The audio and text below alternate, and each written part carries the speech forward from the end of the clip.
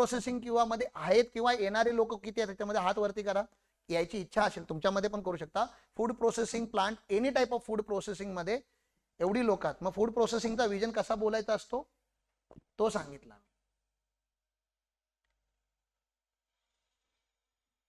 आता हिची इच्छा आहे की जो माझा मेनू असेल ना तो मेनू ऑर्गॅनिक असायला पाहिजे. ऑर्गॅनिक म्हणजे युरिया नसायला पाहिजे एवढंच.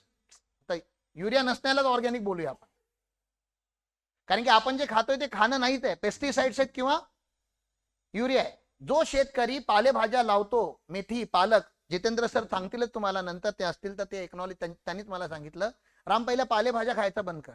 आपण तर पालेभाज्या काय आवडीने खायचो, अरे हेल्दी आहेत ना, आपण लहान मुलांना पण देतोय. जो शेतकरी उगवतोय त्याला एकदा जाऊन विचारा तुम्ही खातात, ते लोक नाही खात, खरंच नाही खात. त्याला माहिती आहे ना त्याने काय टाकले त्याच्यावरती.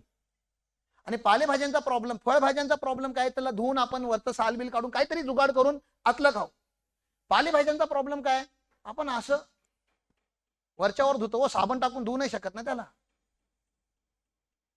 म्हणजे what we are eating is actually pesticide.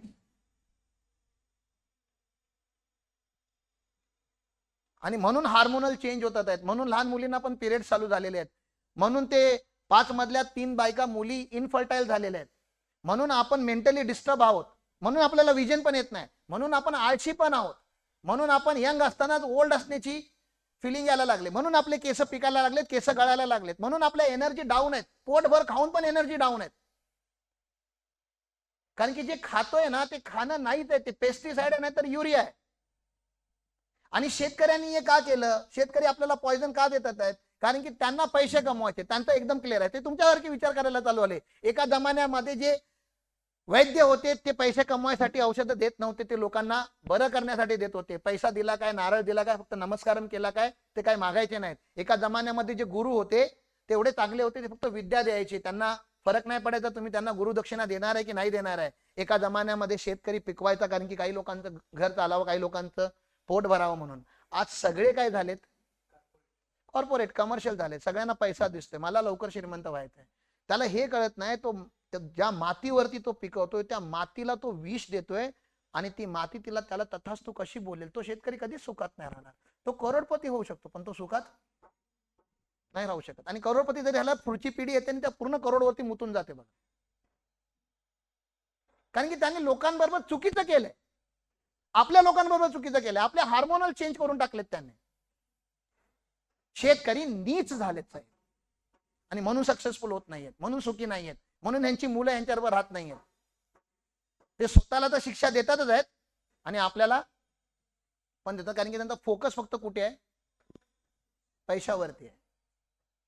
मग हिला किंवा जे फूड प्रोसेसिंग मध्ये आहेत त्यांना ऑर्गॅनिक रॉ मटेरियल जर नाही मिळणार तर हे लोक हेल्दी प्रोसेसिंग करून कसा क्लेम करणार की जे आम्ही करतोय, सॉइल रूट्स वाले मसाले कसे बोलतील की आमचा मसाला ऑर्गॅनिक, जर त्यांची मिरची ऑर्गॅनिक नाहीये तर.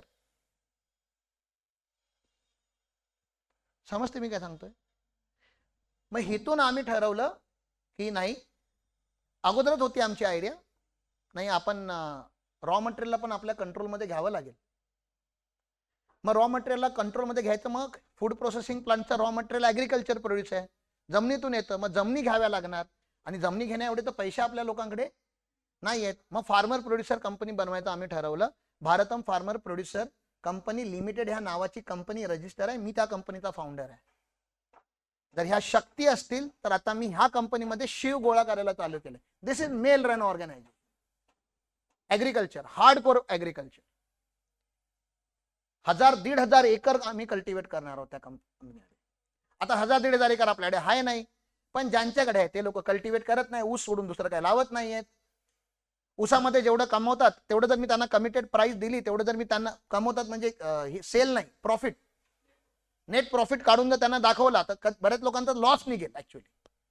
पण जेवढं कमवतात तेवढं जर मी कमिटमेंट दिलं की तुम्हाला एवढं बिना मेहनत करता मी देतो, तो मला जमीन देईल, आणि त्याला सांगेन की तू इथे लक्ष द्यायचंय, तुला पगार पण असेल, लक्ष द्यायचा पगार दुसरा, जमीनचा जेवढं तू आता कमवतो तेवढं ते दिलं, तुझा लेबरचा वेगळा, तुझा ट्रॅक्टर असेल तर ट्रॅक्टरचं भाडं पण तुला पोहोचवणार, फावडा असेल तर फावड्याचं पण भाडं देणार, मेनू बनवणार आम्ही, कारण की सगळं विकत घेऊ नाही शकत ना मी. म्हणजे ज्या लोकांकडे त्या लोकांचं वापरणार, मॅन मटेरियल मशीन अशी गोळा करणार. आणि 40-50 एकर वरती मस्त मध्ये नर्सरी लावणार, जी ऑर्गॅनिक असेल. तिथून पूर्ण ते 150, 1,500, 2,000 जे काही एकर असतील तिथे ते सगळे इथून एक सेंट्रलाइज ने मॅन मटेरियल मशीन प्रोव्हाइड केलं जाणार.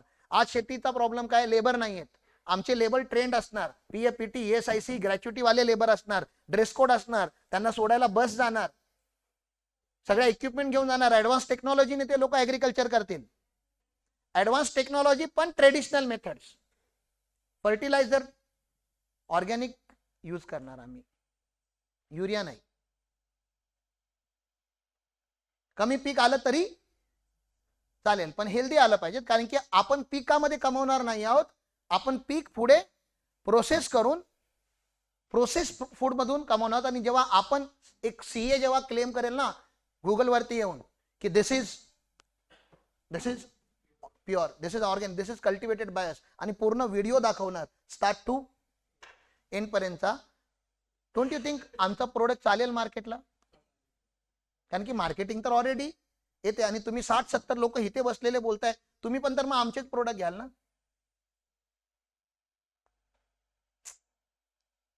तुम्ही घ्याल, तुमच्या मित्रांना सांगाल. That's how the game is form. मग शेतकऱ्यांना आम्ही लोक देणार, लेबर देणार, मशीन देणार, मटेरियल देणार, आणि त्यांनी प्रोसेस केलेला त्यांच्या शेतामधला माल पण आम्हीच उचलणार, त्याला प्रॉफिट शेअरिंग पण देणार. आणि सगळ्यात इम्पॉर्टंट, त्याला भारतमचा ओनर बनवणार, त्याला इक्विटी देणार कंपनीमध्ये. त्याला असं नाही वाटलं पाहिजे त्याची जमीन कोणतरी दुसऱ्याने घेतली, आपलीच कंपनी आहे असं त्याला फील पण झालं पाहिजे. अशी आमची ऍग्रिकल्चर कंपनी चालवणार. किती लोकांना ऍग्रिकल्चरच्या रिलेटेड बिझनेस करायचे, anything related to agriculture. This is how our agriculture vision should be. किंवा आता मी खूप कमी वेळामध्ये बोलतोय, कारण की मला 2-3 वेगळे ऑप्शन सांगायचे. एका कंपनीला 1 दिवस देऊ शकतो मी. किंवा आपण नंतर एक असे ग्रुप बनवू, ऍग्रिकल्चर वाल्यांचा एक, फूड प्रोसेसिंग वाल्यांचा एक, मॅन्युफॅक्चरिंग वाल्यांचा, असे काहीतरी बनवू. आपल्या इंटरनल सेल्स वगैरे असं काहीतरी डिझाईन करू आपण हळूहळू.